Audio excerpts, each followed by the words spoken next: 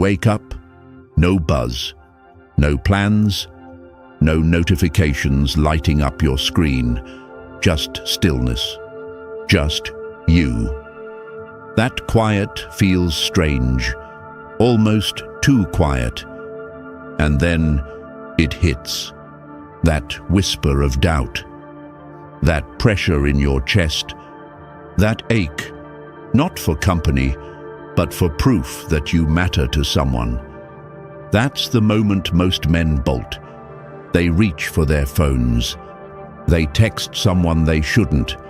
They scroll through distractions just to feel connected. Because society told you that silence means something's wrong. That if no woman's texting, if no friend's calling, then maybe you're behind. Maybe you're undesirable. Maybe you're failing. But what if the silence isn't a punishment? What if it's a door? A door most men are too afraid to walk through. See, the world taught you to fear solitude. But no one told you what happens when you lean into it. When you stop chasing noise and finally face the quiet. Because here's the truth. The man who embraces his solitude, who walks alone by choice, is not weak. He's dangerous. Because he's building something no one sees, something internal, unshakable. This message isn't for every man. It's for the ones who are tired of being picked last, tired of performing for approval, tired of shrinking to fit places they've outgrown. It's for the man who's done running and ready to rise. In a world of loud opinions and desperate attention-seeking, the man who chooses stillness becomes unforgettable. This isn't isolation, it's reclamation. You're not escaping the world, you're returning to yourself. Too many men drift from woman to woman, from job to job, from one shallow friendship to the next, chasing validation like oxygen. But when do you stop and ask, what happens if I stop chasing and just sit with myself? What happens is transformation. Your mind sharpens, your voice deepens, your standards rise. And here's the paradox. The moment you stop needing others to see your worth, that's when they finally notice. Before we dive in, I want you to write one thing in the comments. I choose solitude to forge my strength. Not because it sounds good, but because you're done hiding, because you're ready to stop chasing and start becoming. This is your line in the sand. Type it, own it, and let's begin. Number 1, the fear of silence. You sit in the dark, and for once, there's no escape. No alerts, no plans, no one asking for your time. Just the sound of your breath, and something heavier underneath it, your thoughts. Most men don't fear being alone.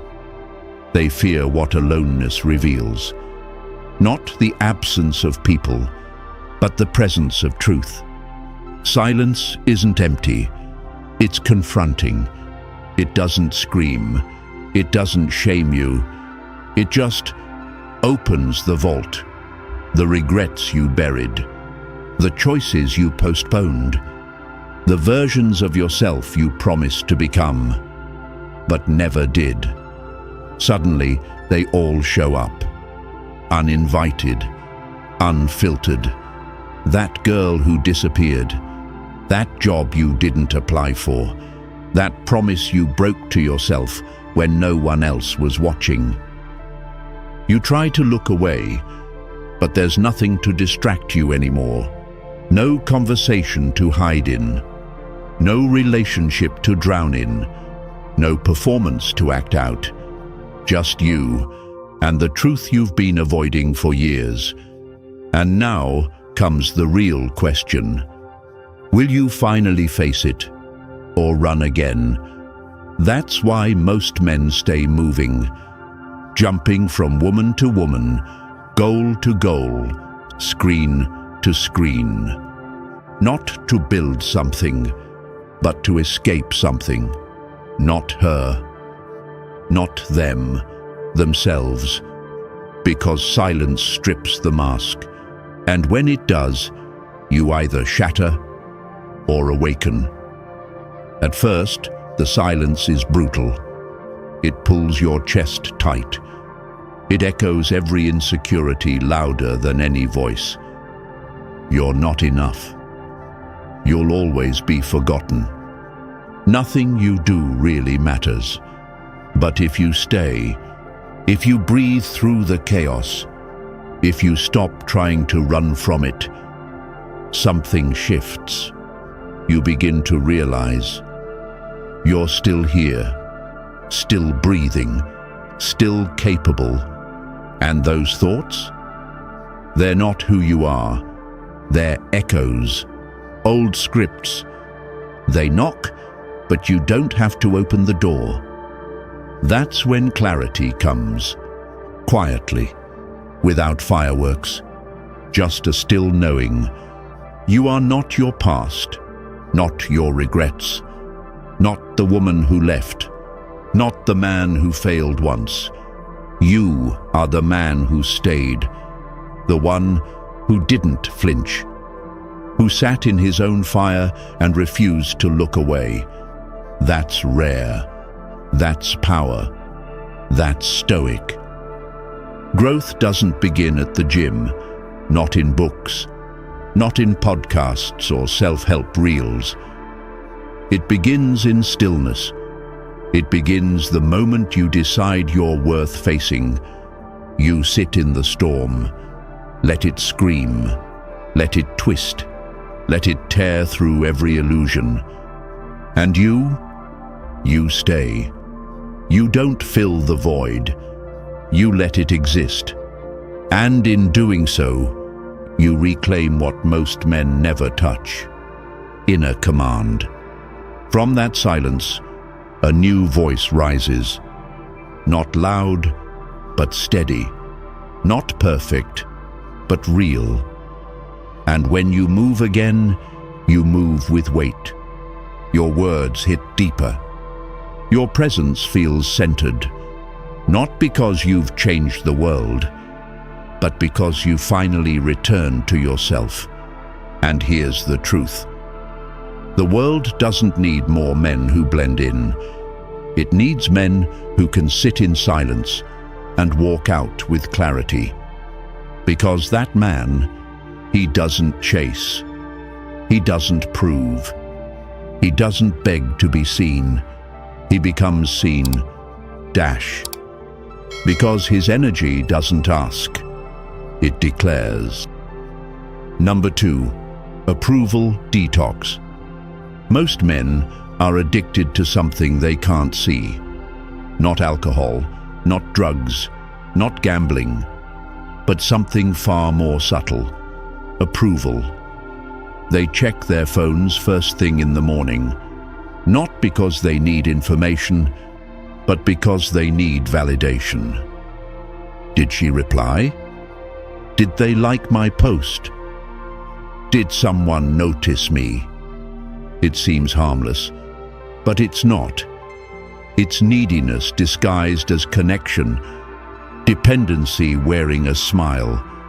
And what makes it so dangerous is that it's invisible.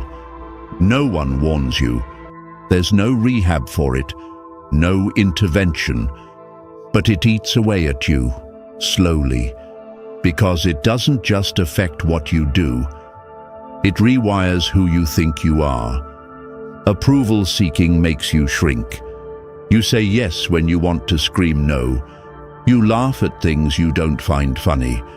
You avoid silence, avoid honesty, avoid standing alone. Just to avoid rejection. You think you're playing safe, But in truth, you're playing small. You're trading your voice for comfort, your identity for applause, your freedom for belonging. And over time, that need to be liked becomes a prison. You decorate the walls with compliments, but you know you're stuck, trapped in the image others built for you, not the man you were meant to become. Here's the truth. Approval is a high. It hits quick, then fades. And like all highs, it leaves you needing more. More attention, more validation, more performance. But eventually, you burn out.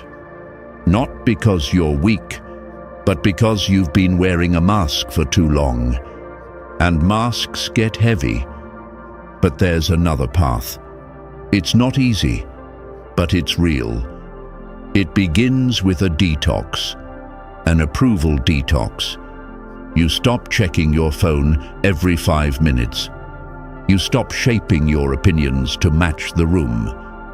You start asking harder questions. Am I doing this because I believe in it, or because I want to be liked? That question alone shifts everything. You stop chasing quick yeses. You stop apologizing for having standards. You stop explaining yourself to people who were never listening in the first place. At first, it feels like withdrawal. You feel the silence, the distance, the voices in your head asking, what if they don't like me anymore? But you sit in it. You breathe through it. You let the discomfort sharpen you, and slowly, a new voice appears. Not loud, not dramatic, but solid. Your voice. The one buried under years of performance. The one that speaks, not to be heard, but because it must speak. And then comes the shift. You stop texting just to stay relevant. You stop laughing when it's not funny. You start honoring your time, your truth, your peace. People notice. They sense something different, a weight in your presence, a stillness in your eyes. You don't need attention. You carry attention. That's the paradox. When you stop trying to be seen, you become impossible to ignore. Because men who chase approval blend in, but men who choose themselves, they stand out. Not by volume, but by alignment. You know what you believe. You know what you'll allow. And most of all, you know who you are when no one's watching. That's the kind of man people remember.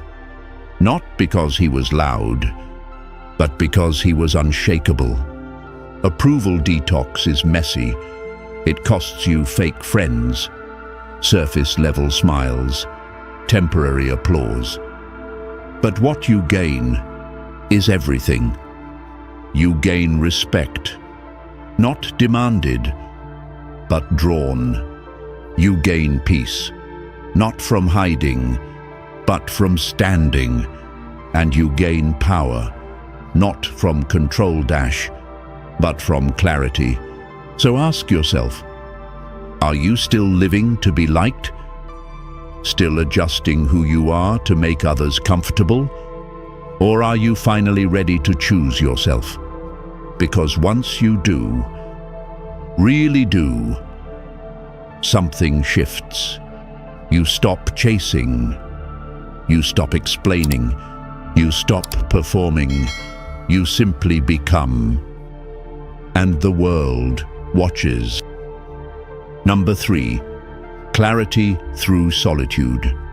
There comes a moment in every man's life when the noise fades. And what's left is stillness, not forced, not empty, just quiet. And in that silence, something powerful happens. For the first time in a long time, the fog lifts. Not because the world changed, but because you stepped away from it. You turned down the volume on the expectations, the pressure, the constant opinions, and finally, you could hear what had been waiting underneath all along: yourself. Solitude is not isolation. It's restoration. It's the process of peeling back everything that isn't you, so you can finally see what is. In the chaos, you're reactive, you're rushed, you're adjusting, conforming, performing. You're constantly checking if you're doing it right by someone else's standard. But in solitude, you begin to slow down, to observe instead of react, to notice what you let into your mind, your time, your soul. You realize how much of your thinking never belonged to you. The goals weren't yours. The lifestyle wasn't yours. Even the idea of success was handed to you, and you've been chasing a version of life that never felt like home. But when you pull back, when the feed goes quiet, when the phone stays down, when the weekend isn't booked out, something new appears. Clarity. You begin to ask better questions. Not what do people expect of me, but what do I truly want? What energizes me? What depletes me? Who do I become around certain people? And do I like that man? Solitude lets you face those questions without noise, without pressure to answer quickly, without needing approval for your answers. You sit in it. You feel what's been buried. You breathe through what's uncomfortable. And slowly, the mirror clears. You stop pretending you're fine with things that don't feel right. You stop tolerating connections that feel hollow. You stop lying to yourself just to avoid discomfort. And you begin to live aligned. Not perfect, but real. Not polished, but honest. You start saying no without guilt. You create space, not because you're distant, but because you're finally discerning. You begin to cut ties, not out of anger, but out of clarity. Solitude doesn't just clear your head, it sharpens your sight. You become intentional. You no longer wake up to survive the day. You wake up with direction. Your routines match your goals. Your circle reflects your values. Your environment becomes a mirror of who you are, not who you were trying to be. And something else shifts. You stop explaining your choices to people who will never understand them. You don't need to argue. You don't need to prove. You simply live. And your life speaks for itself. That's when you realize you're no longer available for drama. You're no longer vulnerable to manipulation. You're no longer influenced by surface-level noise. You're rooted, and that rootedness makes you immovable. People can disagree with you, misunderstand you, even walk away, and still you remain centered. Because now, you're not living for them. You're living in alignment with the man you were meant to become. That's the real gift of solitude. It burns away distraction. It burns away noise. It burns away the versions of you that were never truly yours. And what's left is a man with peace in his chest and purpose in his stride. He doesn't speak to impress. He speaks because what he says matters. He doesn't chase. He builds. And he doesn't need to be understood, because he finally understands himself. So, If your world feels quiet right now, don't panic. That silence isn't emptiness. It's an invitation. It's your life asking you to slow down and listen. You don't need more attention. You don't need more likes, more replies, more women, or more